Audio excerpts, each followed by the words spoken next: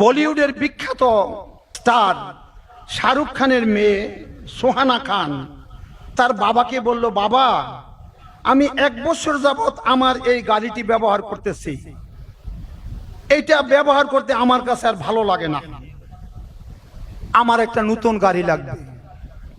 মিয়া সাহেব, একটা নতুন গাড়ি 10 বছরে কিচ্ছু হয় না। আমি 1988 2টা গাড়ি কিনছিলাম, টয়োটা থেকে নতুন মসিন, এখনো একটা গাড়ি আছে আল্লাহ দিলে। 1988 সালে এখনো একটা গাড়ি আছে আমাদের, রাইখা দিছি আমরা গাড়িটা, এন্টিক্সের বোতল। তো শাহরুখ খানের মেয়ে বলতেছে, আমি 1 বছর ধরে আমার গাড়ি ব্যবহার করতেছি, এটা চলতে আমার কাছে ভাল লাগে না, আমার একটা নতুন গাড়ি লাগবে। আর আমার বন্ধু বান্ধবরা বলতেছে আমার কাছে আর কোনো গাড়ি নাই। শাহরুখ খান বললেন, আমার মেয়ের মনে টাকার অহংকার চলে এসেছে, আমি বড় মানুষ, আমি অর্থশালী মানুষ, আমি বিখ্যাত মানুষ, আমার মেয়ের মনের মধ্যে সেই অহংকার জন্ম নিচ্ছে। শাহরুখ খান বললেন, মা আগামীকাল আমি তোমাকে নিয়ে একটা ইভেন্টে যাব, একটা অনুষ্ঠানে যাব, সেখান থেকে আসলে তুমি নতুন গাড়ি পেয়ে যাবে, একটা নতুন গাড়ি তুমি কিনতে পারবে।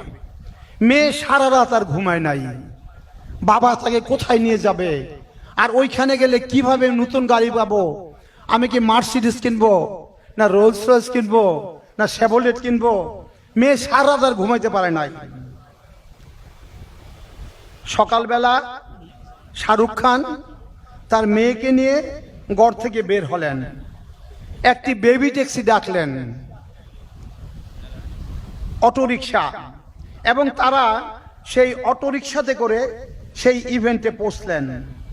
তাকে দেখে মানুষ হই হই জয় জয়কার, অনেক মানুষ তাকে ঘিরে ধরলো, তার অনেক ভালোবাসা, মহব্বত, সাধুবাদ, অ্যাপ্রিসিয়েশন, গ্র্যাটিটিউড তাকে জানাতে শুরু করলো। অনেক মানুষ তার কাছ থেকে অটোবায়োগ্রাফি নিতে শুরু করলো, তার জনপ্রিয়তা পৃথিবী বিখ্যাত।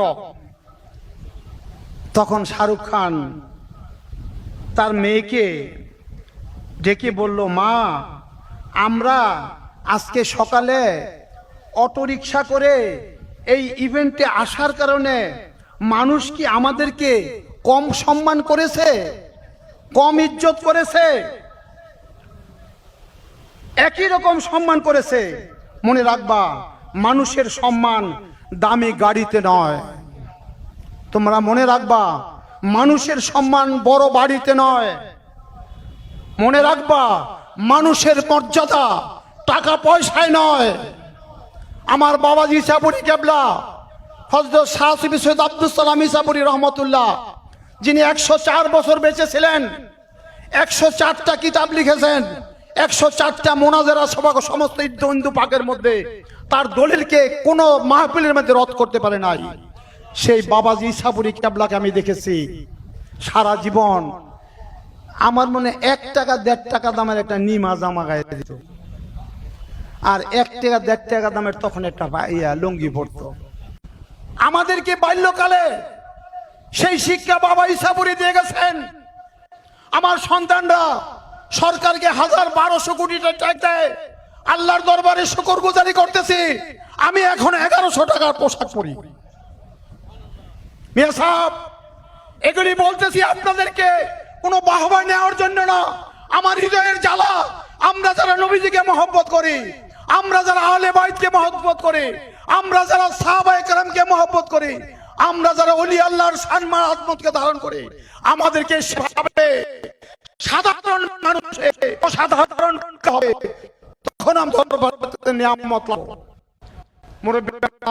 মানুষ করতে, বাচ্চাদের মনের মধ্যে আল্লাহর মহব্বত, আল্লাহর হাবিবের মহব্বত, আহলে বাইতের মহব্বত সমস্ত কিছু বাল্যকাল থেকে দিবেন।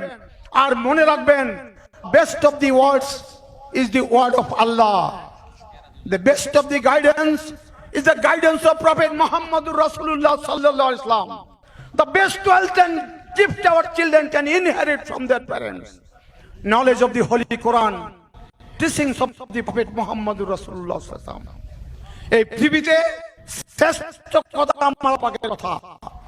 এই পৃথিবীর জমি সৃষ্টির কাল থেকে ধ্বংসের সর্বশ্রেষ্ঠ আল্লাহর হাবিবের জীবন আদর্শ, আমাদের জন্য উজ্জ্বল নক্ষত্রের মতো জীবন আদর্শ যদি আমরা হৃদয়ে ধারণ করতে পারি, আমার সন্তান থেকে অভিষ্ট করতে পারি, অতি বাল্যকালে আল্লাহ রাব্বুল আলামিন আমাদের আপনাদের সকলকে আমাদের সন্তান থেকে ভালো মানুষ করবেন।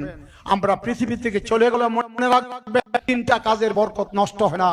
আপনি যদি ভালো কাজ করেন মানুষের জন্য, আপনি যদি জ্ঞানের বয়ে যান, আপনার সন্তানরা যখন আপনার কবরে গিয়ে বলবে পাহাড় থেকে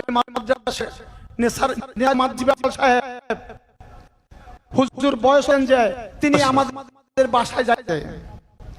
তা আমরা যখন বলতাম আব্বা করে গেছি, বলছেন কোন সন্তান যদি আমার কবরে যে জাদুর উদ্দেশ্যে যায়, সে আল্লাহ 7 দিনের জন্য সেই বাবা মার কবরের আযাবকে নাজাত করে দেন। সুবহানাল্লাহ, সুবহানাল্লাহ। আমরা সত্যিকার যেন সুসন্তান, ভালো সন্তান, নেককার বুজুর্গ চরিত্রবান সন্তান রাখতে পারি। আল্লাহ আমাদেরকে তৌফিক দান করুন, আমিন। ওয়া আখিরু দাওয়ানা আনিল হামদুলিল্লাহি রাব্বিল আলামিন। আসসালামু আলাইকুম।